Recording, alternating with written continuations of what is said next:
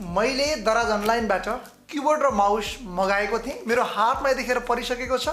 अब यसलाई म अनबक्सिङ गर्न गइरहेको छु। तर त्यो भन्दा अगाडि उक्त भिडियो दराज एप्लिकेसनबाट हामीले कुनै पनि सामानलाई कसरी किन्ने कसरी मगाउने उक्त भिडियो तपाईले हेर्न चाहनुहुन्छ भने यसै भिडियोको आई बटनमा पनि लिंक राखिदिनेछु भने डिस्क्रिप्सनमा र स्क्रिनमा पनि राखिदिनेछु।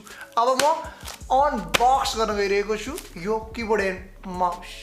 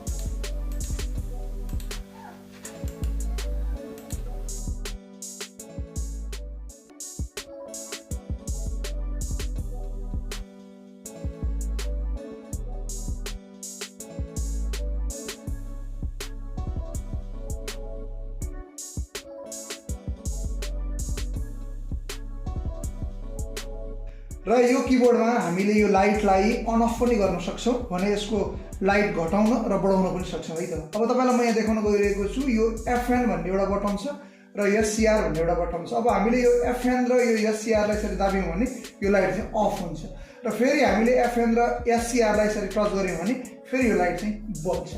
अब यो कीबोर्डमा अब तपाईले यो FN सँगै यो PG अफ भन्नेलाई दाब्नु भने फुल लाइट आउँछ भने PG डाउनलाई दाब्नु भने लाइट कम हुँदै जान्छ। यहाँ हेर्नुस् यसरी कम हुँदै हुँदै हुँदै हुँदै हुँदै जान्छ र फेरि तपाईले यो PG अफमा दाब्नु भने फेरि यसरी यो बढ्दै जान्छ। अथवा अफको ठाउँमा यो बटनमा दाबे पनि हुन्छ र डाउनको ठाउँमा यो बटनमा दाबे पनि हुन्छ है त। यसरी हामीले यो चाहिँ 7 स्टेप हुने गर्छ। जस्तै हेर्नुस् 1 2 3 4 5 6 7 7मा पुरै चाहिँ डाउन हुन्छ भने फेरि अफ गर्यो भने 1 2 3 4 5 6 7 मा पुरै चाहिँ अन हुन्छ, पुरै ब्राइटनेस हुन्छ। यसरी यो कीबोर्डलाई लाइटिङ मिलाउन हामीले सक्छौं। तपाईले यो कीबोर्ड र माउस त हेर्नु नै भयो। अब तपाई पनि यही कीबोर्ड र माउस किन्न चाहनुहुन्छ भने मैले यसै भिडियोको डिस्क्रिप्सनमा लिंक राखिदिने छु। उक्त लिंकमा गएर तपाईले सिधै दराज अनलाइनबाट यो सामान चाहिँ किन्न सक्नुहुनेछ। त्यस्तै अब तपाईलाई लाग्ला यसको मूल्य कति पर्यो भनेर मैले यो चाहिँ दराज अनलाइनबाट 899 रुपैयाँमा लिएको थिएँ। हाम्रो यस भिडियो तपाईलाई कस्तो लाग्यो? यस्तै भिडियोहरू हेर्नको लागि हाम्रा भिडियोहरूमा लाइक, कमेन्ट, शेयर र च्यानलमा सब्स्क्राइब गर्न नबिर्सिनु होला।